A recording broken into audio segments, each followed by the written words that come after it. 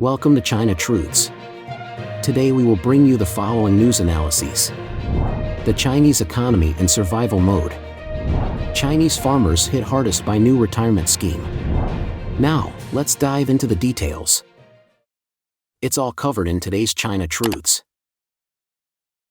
The Chinese economy in survival mode. After announcing an injection of about 2 trillion yuan, or $283 billion, into China's ailing economy in late September, Beijing has kept the world waiting for a significant spending package as a follow-up to the huge monetary stimulus. However, at high-profile press conferences on October 8 and October 12, senior leaders discussed an upcoming fiscal stimulus extensively, but stopped short of specifying details. As the market anticipated an accompanying fiscal policy to stimulate spending, experts pondered the necessary scale. Prominent economists in China, including Jia Kang, Dean of China Academy of New Supply-Side Economics and a former Ministry of Finance official, and Liu Shijin, a former senior state council official, told Chinese media the number would need to be 10 trillion yuan, or $1.42 trillion, or about 8% of China's 2023 gross domestic product, or GDP. On October 11, Yu Yongding, a prominent Chinese economist involved in policymaking, said Chinese institutions have floated various amounts to achieve the 5% growth target, ranging from 8 trillion to over 10 trillion yuan. Yu's own estimate is over 10 trillion. Daniel Rosen, founding partner of Rhodium Group, a leading research firm on the Chinese economy, explained the needed stimulus size further at a think tank event in Washington on October 9. If China needs a stimulus of over 6 trillion yuan to meet the growth target, that means they are growing 0% this year, he said. Some experts have gone further. They say it's time to view China's economy through the lens of survival rather than growth. The Chinese economy is not seeking growth anymore, it's seeking survival. Therefore, stop looking at it the old way. The growth rate used to be 10%, then 8%, and now 5%. Mike Sun, a US-based businessman with decades of experience advising foreign investors and traders in China, told the Epoch Times. That's meaningless, not to mention that China's numbers are falsified. Sun uses an alias to protect himself from retaliation from Beijing. Christopher Balding, an expert at the Henry Jackson Society, a UK-based think tank, agreed that survival is an appropriate description of the current Chinese economy. What we have is a cancer patient who probably can live for quite some time, but he's going to be sick, and correcting that will require significant intervention and pain, something like chemotherapy, Balding said. The Chinese economic slump became apparent to the world when the Chinese economy failed to recover after the end of the zero-COVID lockdown policy in December 2022. Deflationary pressure persisted, although the consumer price index returned to a slight year-on-year increase in July and August. Retail sales remained sluggish. September data showed the country's manufacturing sector contracting for a fifth month. Since last year, analysts have been calling for a big stimulus package to increase consumer spending and revive China's economy. The market consensus is that China needs to transform from its previously investment-led and debt-fueled model to a consumption-led model if it is to continue its growth. China has resisted rolling out a significant stimulus package. However, on September 24, in what the regime called combo punches, China's central bank said it was lowering the bank's reserve requirement ratio, RRR, by 50 basis points, which would free up about 1 trillion yuan, or about $142 billion, for new lending. The People's Bank of China, PBOC, announced that it would cut short-term borrowing rates by 20 basis points, effective September 27.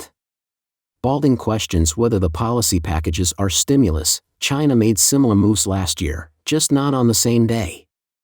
In 2023, the PBOC reduced RRR twice and released 1 trillion yuan. In both 2023 and 2022, the PBOC cut short-term borrowing rates twice. He added the scale was very small, 2 trillion yuan is less than 2% of China's GDP. China's decision to recapitalize commercial banks was a new move, the first time it has done so since 2008. On September 24, Li Yunzi, head of the National Financial Regulatory Administration, said China would inject core Tier 1 capital, reserves that banks hold to run their daily operations and cover potential losses, at 6 major commercial banks. Li didn't reveal more details. That's making sure that the banks don't collapse so that the big banks can buy smaller banks on the verge of collapse. So you're not really stimulating anything. You're just patching it up, said Balding. It's patching up the old issues, not necessarily doing new stimulus. The package announced on September 24 also included reducing interest rates on existing mortgages by an average of 0.5%, or around 150 billion yuan, or about $21 billion, to provide relief to some 50 million households.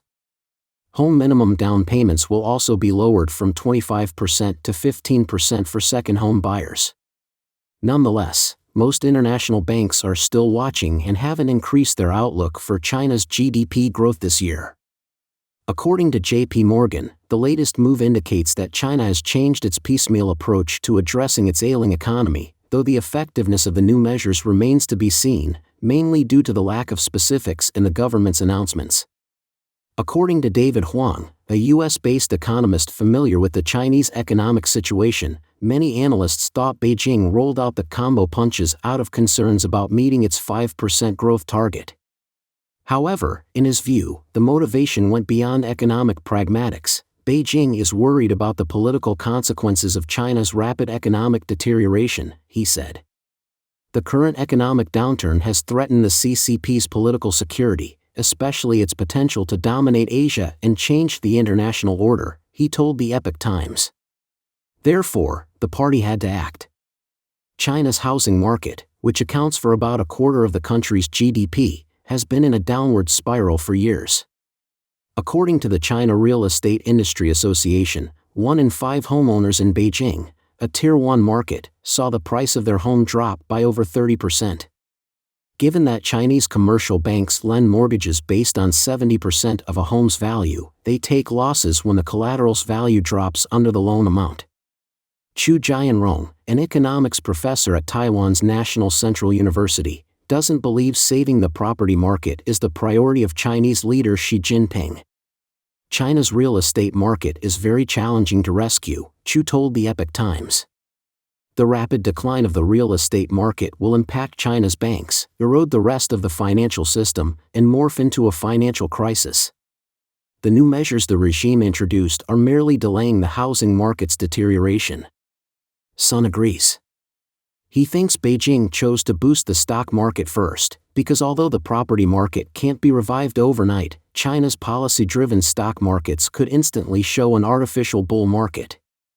The surprise combo punches on September 24 also included an 800 billion yuan, or about $114 billion, package for funds, insurers, brokers, and listed companies to borrow more money to invest in the stock market by leveraging on their existing equity holdings. Immediately, the CSI 300 index, blue-chip stocks traded in Shanghai or Shenzhen, increased by over 25% from September 24 to 30th. The biggest one-week gain in nearly 20 years.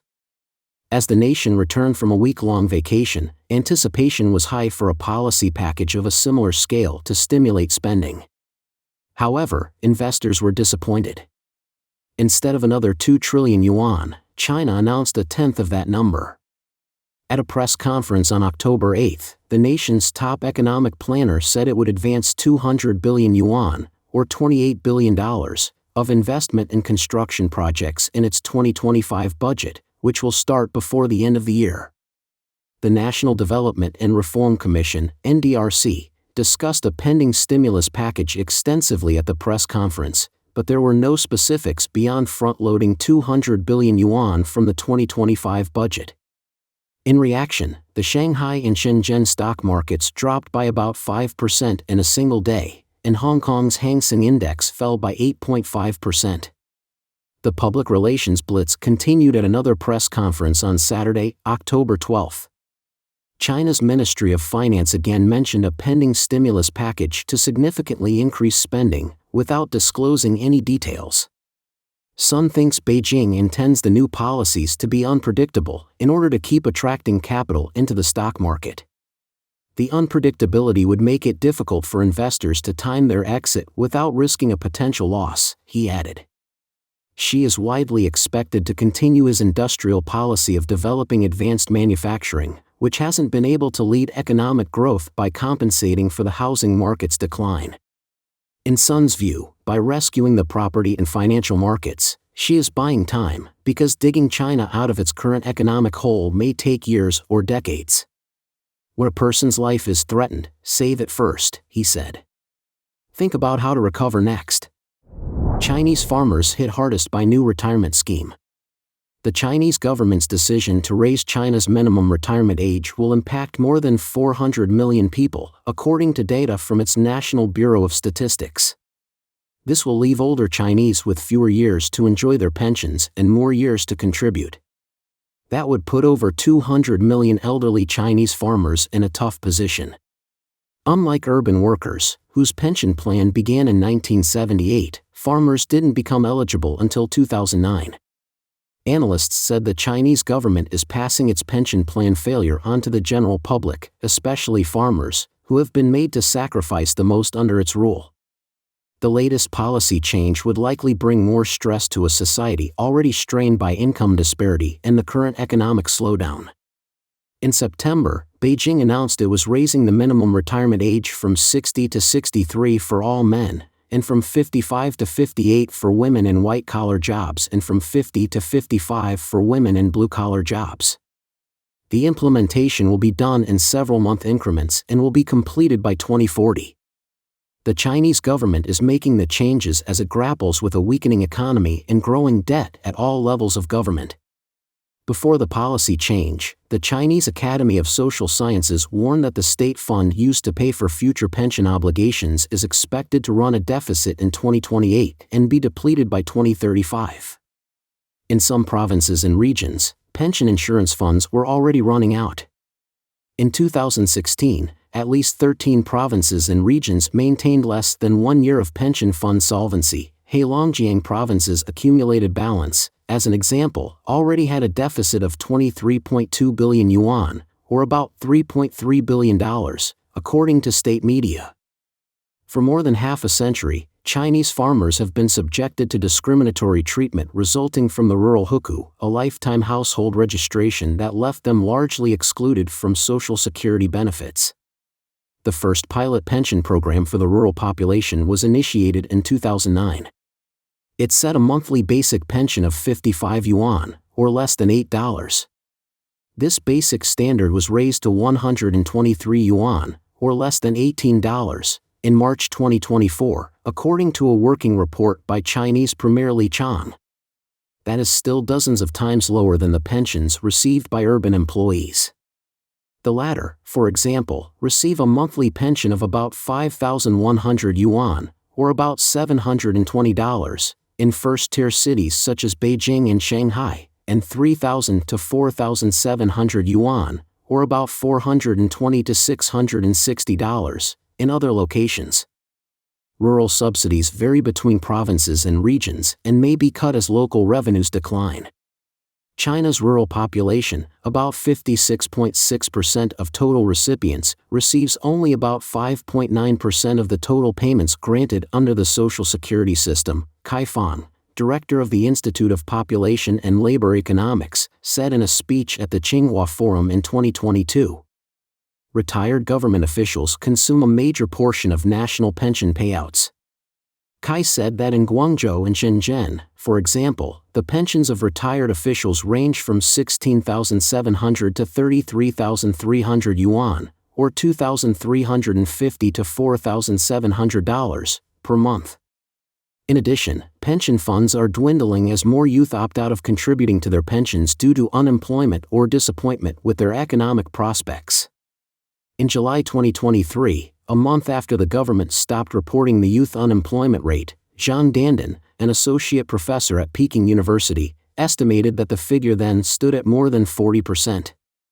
Given the chronic inadequacy of the Social Security system, elderly peasants face a survival crisis in their remaining years. Suicide rates among China's elderly peasants have been high, experts said. Lu Yanwu, a professor in sociology at Wuhan University, and his team have spent the past 7 years researching the deaths of elderly Chinese in rural areas. Liu wrote in April that 30% of the deaths were suicides in a county he investigated in Hubei province back in 2008, and that rate was conservative. The root causes of suicide, according to Li, are mainly the lack of a basic pension and lack of access to affordable medical services in impoverished rural areas. According to him, elderly people who are incapacitated by illness and aging feel desperate and helpless, and fear becoming a burden to their children. Apart from the social security system, Beijing's one-child policy, which lasted for more than 3 decades up to 2016, is also blamed for the challenges faced by the elderly in China's rural areas. The restriction of allowing only one child in each family has resulted in a smaller labor force and less economic capacity to support the elderly, said Kai Shenkuan, a U.S.-based China affairs commentator on NTD's Pinnacle View program. Kai said many young Chinese have to leave their hometown to earn money and cannot take care of their elderly. Old-aged farmers are basically left to fend for themselves unless they can earn a living or have savings, Kai said. Chinese peasants are among those who made the greatest sacrifices for the CCP, experts say. Although they helped the party gain power in China, they were then severely squeezed in the country's urbanization and industrialization process, according to Shi Shan, a China expert and contributor to the Epoch Times. For example, the peasants of northern Shaanxi, where the CCP's base was located, took care of military logistical supplies during the 1930s and 1940s, while sending their children and grandchildren to fight in the Communist Army. From the 1950s to the 1970s, during the period of China's planned economy, the CCP turned to a strategy of resource extraction from the agricultural sector, lowering state-controlled agricultural products prices at a significant cost to the farming population through reduced living standards and even famines, to secure for the government its initial capital funds for industrialization. Over the decades since the 1980s, farmers have lost their land amid the government's push for urbanization and have been deprived of trillions of dollars of income, Shi said. Farmers bear the brunt of the striking disparity in the government's welfare system, Shi said. Chinese peasants enjoy the least social welfare, including pensions, Shi said. There is no such thing as retirement for Chinese farmers. Many of them have to work in the fields to make a living at 70 and 80.